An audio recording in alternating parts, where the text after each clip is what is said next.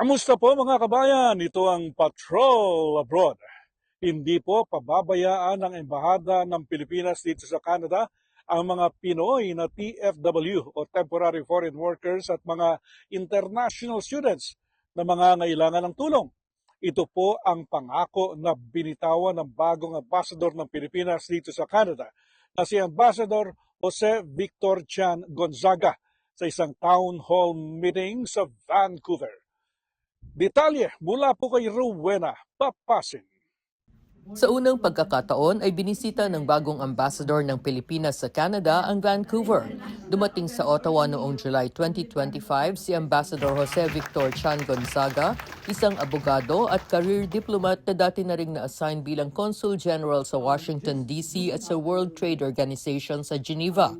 Sa kanyang speech, idiniin ni Chan Gonzaga na mahalagang pagtibayin pa ang relasyon sa pagitan ng Pilipinas at Canada. What I want to be able to do now muna would be really to make sure that we sustain the momentum of our relationship.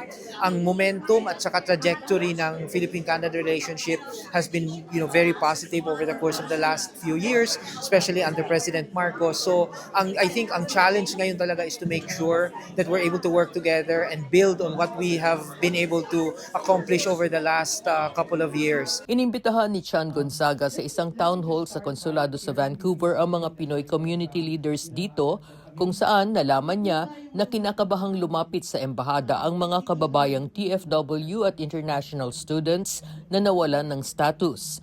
Pinawi ng ambasador ang agam-agam nila at tiniyak niyang handa silang tulungan ang mga Pinoy TFW at international students.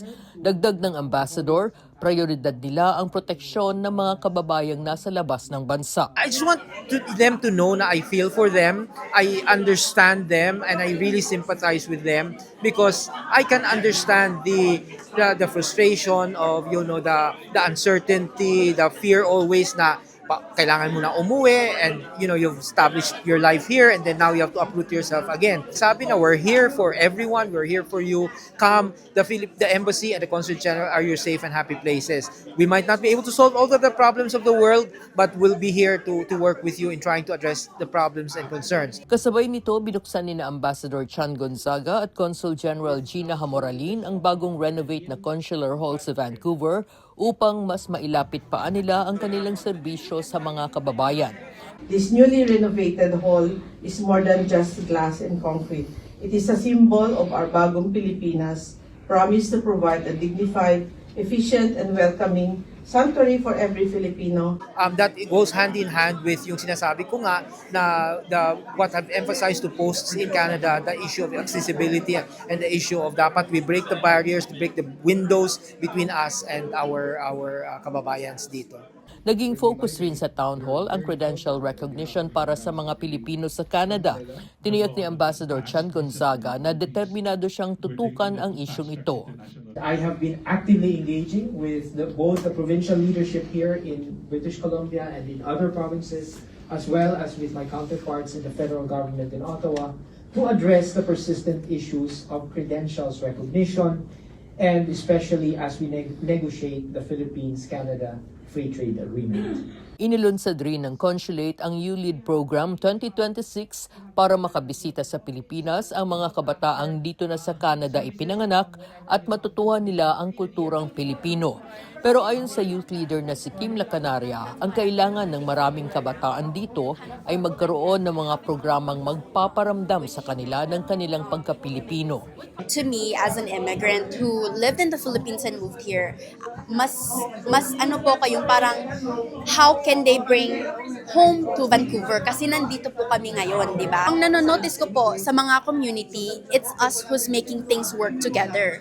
Now, my question is, how could the Consulate of Vancouver make that work for us? Ipinaliwanag naman ng mga opisyal na may programa rin para sa mga kabataan dito, bagamat gusto pa rin nilang marinig ang gusto ng mga ito. Last year, we initiated a program for the young students. We call it the Rizaliana program. We thought that we will provide them a venue for networking and also to inform them of the ideals of Jose Rizal, our national hero. So we don't need to bring them to Manila. I hope that we all work together to make sure, as Conjen Gina said, that we have this succession plan, because like it or not, we're not all gonna be here at some point. And we need to be able to pass the baton from one generation to another. And if they're not ready, then that's going to spell disaster for our heritage, for our history. Mula sa Vancouver, ako si Rowena Papasin, ang inyong Patrol Abroad. At yan ang latest sa Patrol Abroad. Ako po si Henry Umaga Diaz. Hanggang sa muli.